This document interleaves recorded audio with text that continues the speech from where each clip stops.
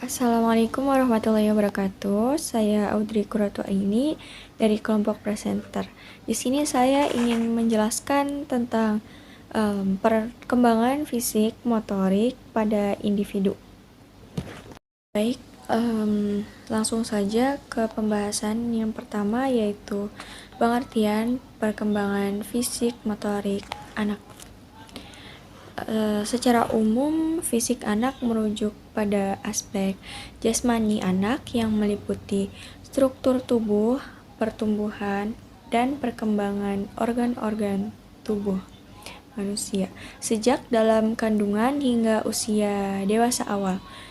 Proses ini melibatkan pertumbuhan vertikal yaitu meninggi dan horizontal yaitu melebar dalam suatu proporsi bentuk tubuh yang seimbang. Faktor herediter atau keturunan dan faktor lingkungan seperti nutrisi, kesehatan, dan lainnya itu memainkan peran penting dalam proses ini.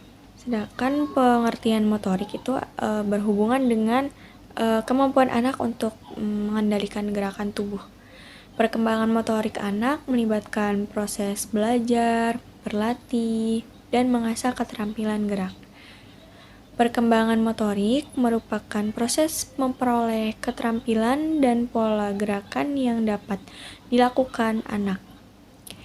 Kemampuan ini diperlukan untuk mengendalikan tubuh, melibatkan koordinasi yang kompleks antara susunan saraf pusat, saraf, dan otot. Proses ini dimulai dari gerakan kasar atau gross movement yang melibatkan otot-otot besar seperti duduk, berjalan, dan berlari. Kemudian berkembang menjadi koordinasi halus atau fine coordination yang melibatkan otot-otot kecil seperti memegang, menulis, dan menggambar. Perkembangan motorik erat kaitannya dengan kematangan saraf dan otot serta kesempatan untuk belajar dan berlatih. Berikut juga ada beberapa pengertian perkembangan fisik motorik individu menurut beberapa tokoh-tokoh psikologi. Yang pertama, menurut Jane Piaget, perkembangan fisik motorik individu adalah proses perubahan kemampuan gerak dan koordinasi tubuh yang terjadi melalui proses adaptasi dan asimilasi. Yang kedua, menurut Levi-Kotsky, perkembangan fisik motorik individu adalah proses perubahan kemampuan gerak dan koordinasi tubuh yang terjadi melalui proses interaksi sosial dan pembelajaran. Yang ketiga, menurut Erik Erikson, perkembangan fisik motorik individu adalah proses perubahan kemampuan gerak dan koordinasi tubuh yang terjadi melalui proses psikososial. Pembahasan yang kedua yaitu ada tahapan perkembangan fisik motorik pada anak usia 1 hingga 66 tahun. Pada usia 1 tahun, fisik anak mulai mampu merangkak, berjalan, menendang bola kecil, dan melakukan gerakan sederhana dengan tangan. Sedangkan motorik anak mulai mengontrol jari-jari tangannya dengan lebih baik, mulai bisa memegang dan memindahkan benda dengan jari-jari, dan menunjukkan minat terhadap mainan dengan kancing, roda, dan bagian yang bergerak, contohnya. Pada usia 2 tahun, fisik anak itu semakin kreatif dan mengeksplorasi cara berpindah tempat seperti berguling, merangkak, berjalan, berlari, melompat, dan memanjat. Kemampuan menendang, menangkap bola, dan melempar bola mulai berkembang. Sedangkan secara motorik, anak mulai bisa menggunakan jari-jari secara mandiri, mulai kemampuan memegang alat makan, memotong dengan gunting khusus anak, membuat gambar yang lebih kompleks, dan menunjukkan kemandirian dalam berbagai aktivitas.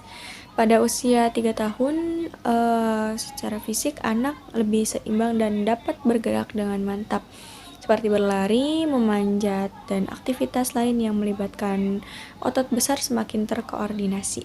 Secara motorik, anak sudah bisa mendengarkan dan memahami percakapan, cerita, dan lirik lagu. dan mulai menunjukkan kemampuan menggambar yang lebih rumit dan mungkin meminta orang dewasa untuk menuliskan kata-kata untuknya.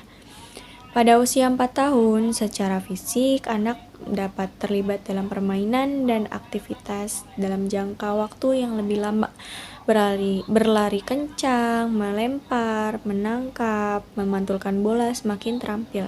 Sedangkan secara motorik, anak mampu memegang alat tulis dengan pegangan tripod yang lebih baik atau menggunakan 3 jari.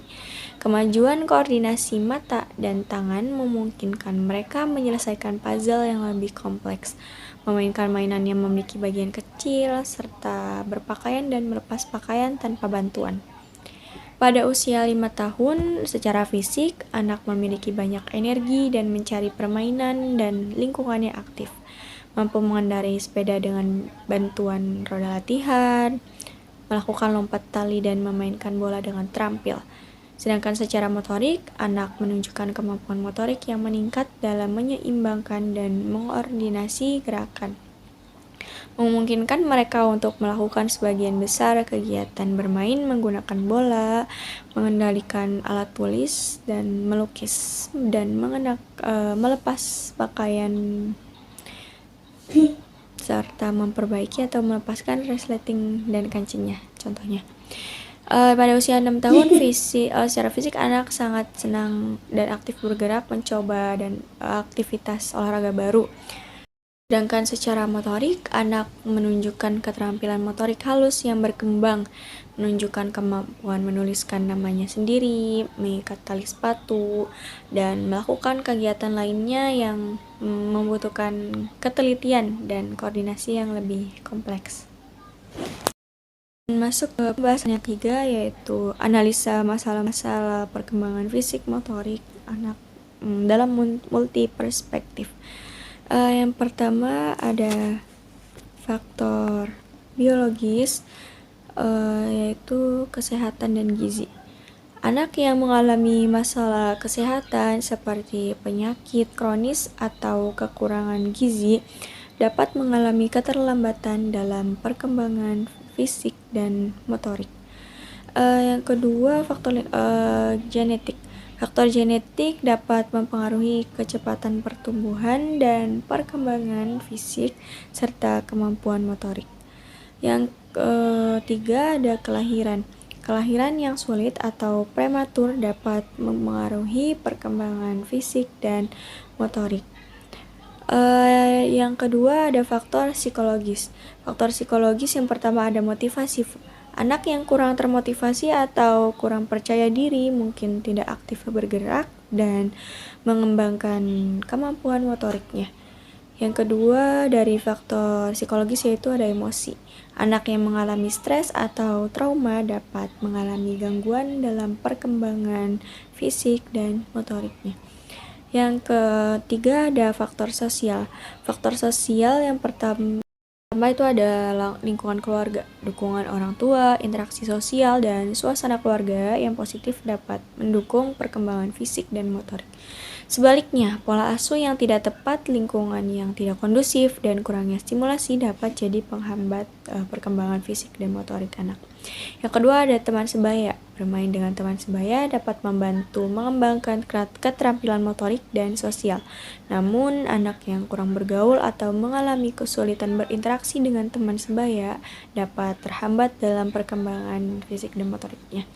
Yang keempat ada faktor lingkungan. Yang pertama ada fasilitas. Akses terhadap fasilitas olahraga, ruang gerak yang aman, dan lingkungan yang mendukung aktivitas fisik sangat penting untuk perkembangan motorik. Yang kedua dari faktor lingkungan yaitu ada budaya. Budaya dan kebiasaan masyarakat dapat mempengaruhi pola pengasuhan, stimulasi yang diberikan, dan aktivitas fisik yang dilakukan anak. Yang kelima ada faktor pendidikan. Yang pertama itu kurikulum. Kurikulum yang kurang memperhatikan aspek perkembangan fisik dan motorik dapat menjadi penghambat bagi anak dalam mengembangkan kemampuannya. Peran guru dalam memberikan stimulasi. Contohnya, bimbingan dalam mengembangkan keterampilan motorik itu sangat penting bagi anak. Jadi, kesimpulannya, perkembangan fisik dan motorik pada anak itu sangat penting untuk mendukung pertumbuhan dan perkembangan anak secara keseluruhan. Memahami tahapan perkembangan dan faktor-faktor yang memengaruhinya dapat membantu pendidik dan orang tua dalam memberikan stimulasi yang tepat dan mengatasi masalah yang mungkin muncul. Perkembangan fisik dan motorik anak dapat dipengaruhi oleh berbagai faktor kompleks. Oleh karena itu, diperlukan pendekatan yang komprehensif dan kolaboratif antara pendidik, orang tua, dan masyarakat untuk mendukung anak mencapai potensi optimalnya dalam berkembang secara fisik dan motorik. Mungkin cukup sekian penjelasan singkat dari saya. Kurang-kurangnya mohon maaf. Terima kasih. Wassalamualaikum warahmatullahi wabarakatuh.